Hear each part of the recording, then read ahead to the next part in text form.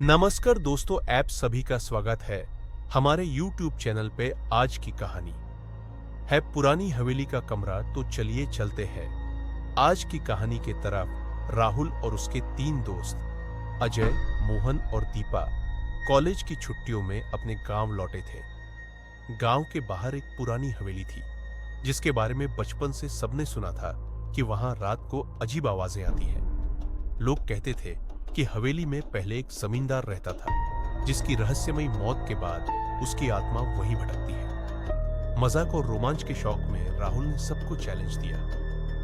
आज रात हम हवेली के अंदर चलेंगे, देखते हैं वहां सच में भूत है या नहीं। शाम ढलते ही चारों टॉर्च लेकर हवेली पहुंचे। दरवाजा आधा टूटा हुआ था और अंधेरे में हवा की सीटी जैसी आवाजें डर पैदा कर रही थी।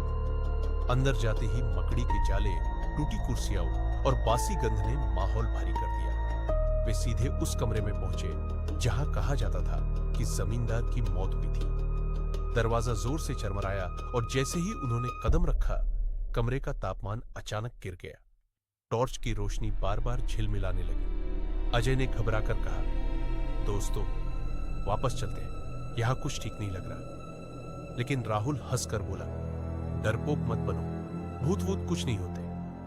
इतना कहते ही दीवार पर टंगी पुरानी तस्वीर नीचे गिर पड़ी। कांच टूटने की आवाज से सब उछल पड़े। तस्वीर में वही जमींदार था, पर डराने वाली बात यह थी कि तस्वीर का चेहरा धीरे धीरे गायब होने लगा। अचानक कमरे का दरवाजा अपने आप बंद हो गया। बाहर हवा का झोंका नहीं था, फिर भी भारी दरवाजा जोर से बंद होकर ताला जैसे लग गया।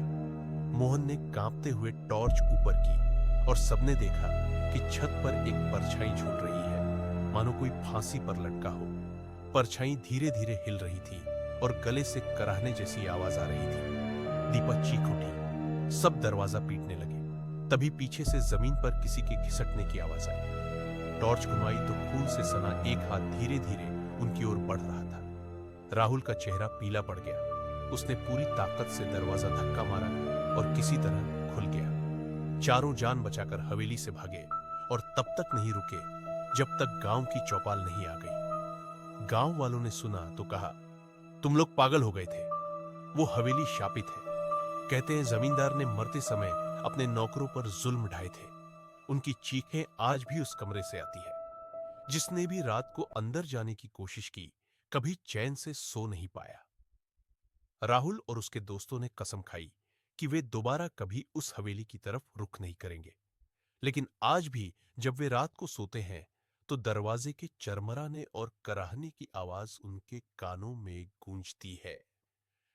अगर कहानी पसंद आई हो तो चैनल को सब्सक्राइब करें और वीडियो को लाइक करें। धन्यवाद।